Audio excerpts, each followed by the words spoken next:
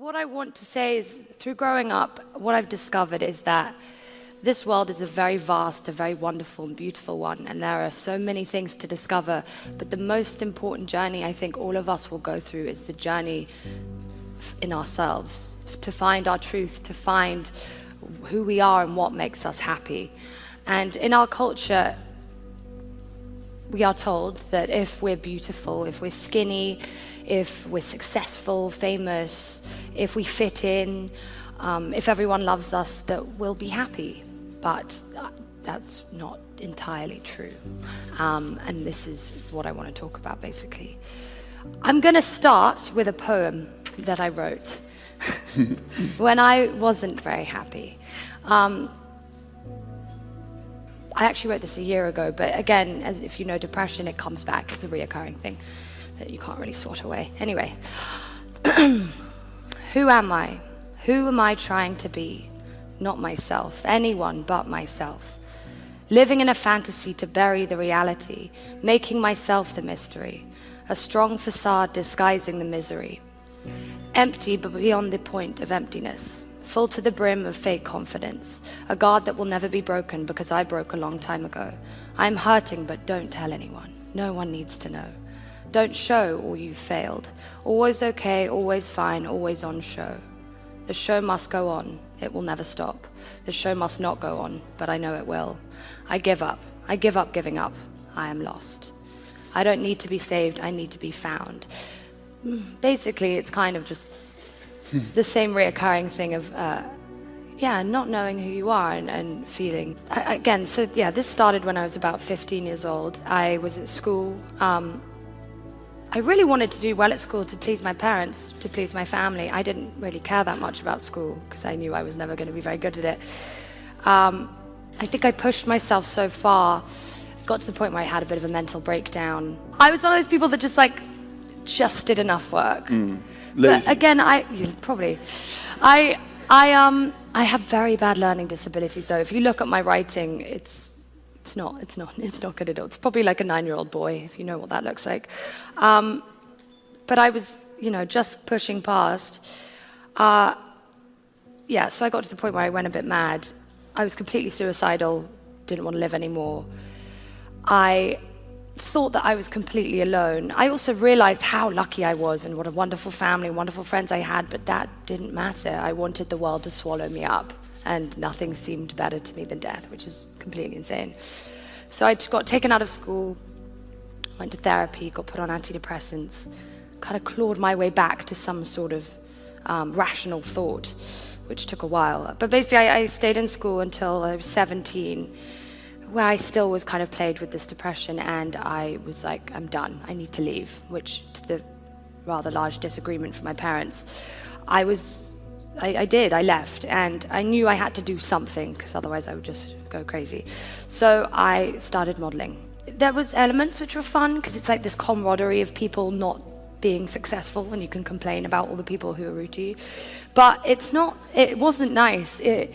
You constantly are told that you're not pretty enough and not tall enough and not skinny enough and people are better. And when you're young, you think that means I'm not good enough as a person. Like that means I'm not living up to who I should be. And you kind of get battered and bruised a lot, but then you kind of grow a bit of a skin. What were the agencies like? What was an agency like? Because I always think they're quite macabre things. Yeah, I mean, the thing with models is you get used.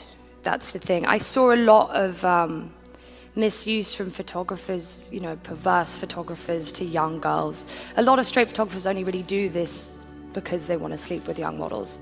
Bad kind of experiences in that sense, not by me, but to other poor people, poor girls who don't stand up for themselves because you feel like you should be used because that's what models do. But then, about a year into it, I was discovered. I did Burberry, and then everybody wants you. After so long of being like, nobody wants you, suddenly like, oh my God, who's that? I was like, I've met you 5 times, and I'm pretty sure you didn't want me 2 minutes ago. But cool. I had no concept of saying no to anyone, ever. And this is one of the most important show business lessons, actually, learning how to say no. Have you learnt yet? Yes. I think life, you should always experience things, but you should say no. I mean, it's more about being in control and not being a puppet is what the most important thing is. And not doing anything for anyone else apart from yourself. Because after a while, I just started to get sick, and I got this horrible thing called psoriasis. You look at yourself like you're an alien. You're like, I'm so disgusting. It's not good for you, especially at that time. I felt more disconnected from myself than I think I ever had, which I was for a long time, quite disconnected. And as well... How do you cure something like that? 'Cause it's quite... Well, my agency were like, because usually you have to take time to fix internal problems, like it's food and stress, but they shoved me straight into a doctor who would inject cortisone into each spot, which dyed them, but not really, and that kind of thing. It's like all those problems I had, I feel like I masked with medicine instead of taking the time to really solve them. But at that time, I really wanted someone to stop me. I wanted someone to go, you need to take a break, you need to look after yourself. And no one did, because Would you have I listened was to the them one anyway? who had it all. Like I had what everyone wanted. Would so you have surely listened I to them, should do you have been think? happy. Yes. You would? Yeah, of course I would have. That's what I wanted. I'm It was the more person- like the external life. I couldn't be luckier, more blessed, but the internal battles that were going on were just... I also felt like I never deserved any of it, that I was living someone else's dream. This point is just about like being able to have a mirror up at yourself and really look inside for what you need. And what happened was I eventually said no, and I eventually took a break. But yeah, so I said no, I started writing. Writing was something that really saved my life. Again, so that poem probably came out then. It was like I would write, and I would read what I'd written, and it was like someone else was talking to me. I was like, what, is that how I feel? It was a very strange experience. And then after that, I found yoga, which was a huge thing for me. I didn't cry a lot. I thought emotion as a kid was a weakness. I thought that if you are emotional, that that's like just a silly thing to feel. And when I went to yoga, I started yoga as a superficial thing because I was like, I want to be flexible and fit, like cool yoga people are. And I went in to meet my guru, yoga person, and he was like, why are you doing this? And I told him why, and he sat me down and we just started chanting. And I was like, are we not meant to be doing whatever? So I was chanting. I got so angry with myself. Oh God. And I broke through something and I burst into tears, which I hadn't done in years. And I looked at him and I was like, what the hell is wrong with you? How dare you? You're a monster. Why would you do this? And he was just laughing at me. And I was like, you're a crazy man. What is wrong with you? And he said, if you hadn't have cried, I would have been very worried. And I was like, okay. He was like, and also you realize that this is the first time you've actually looked at me in the eye. And the reason why is because I knew when I looked in his eyes that he saw through me and he knew me, and it freaked me out. But till this day, I've been seeing him a lot. It's like finding people around you who have your best interest at heart. I had a lot of people around me who were just after what I gave them, not after looking after you and stuff. So it's about finding people who care about you and support. And again, I've now become and been able to be a support for other people as well. So in turn, that kind of goes around. When I was a kid, I always wanted to change the world, because all kids think they're going to be superheroes. But I have so many messages in terms of just young girls and how the mental illness and depression is not something to be ashamed of. And I wish at that time I had realized that other people go through it, that I can talk to other people, that you're not alone, you're not an alien.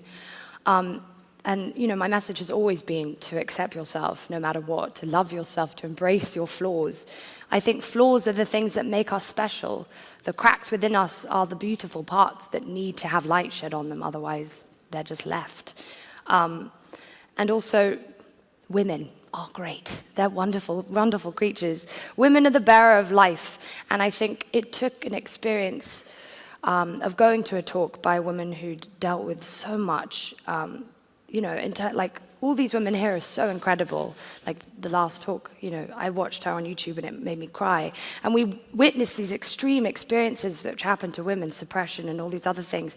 But really that happens every day, and we're all used to it in the workplace, in relationships. Women are constantly suppressed, but it takes an extreme circumstance for us to realize it, because we're used to it. And that always confuses me a lot. But obviously, I think we're changing that now, slowly but surely. But yeah, just the point of like supporting each other and reaching out and communicating, it's the most important thing. So I want to help, basically. I don't know how, if anyone has any suggestions. Let me know. When I got my first audition that I cared about, I cried my eyes out because I never thought I was going to be taken seriously. I never thought I was going to be an actor at all, or a model, or anything. I think as well, I have so many girls come up to me and tell me that they want to be models, which is fine. It's not a bad thing. I just think there's so much to do. I just went to a wonderful talk about genetic engineering and neuroscience, and this man who was giving the talk explained these like 10,000 kids is from the age of 7 to 13 who are doing neuroscience. They do these competitions and wonderful things, and they're doing things in neuroscience which weren't done by him until he was like 30. Like how quickly things like that are changing, but they're not. There is an awareness brought to this cool stuff like that. Like that sounds way cooler to me than being a model. But like no one really knows about it, and I just think there are just so many things. I always say to girls, just dream bigger. Go for president. Just keep going up. Astronauts. I don't know.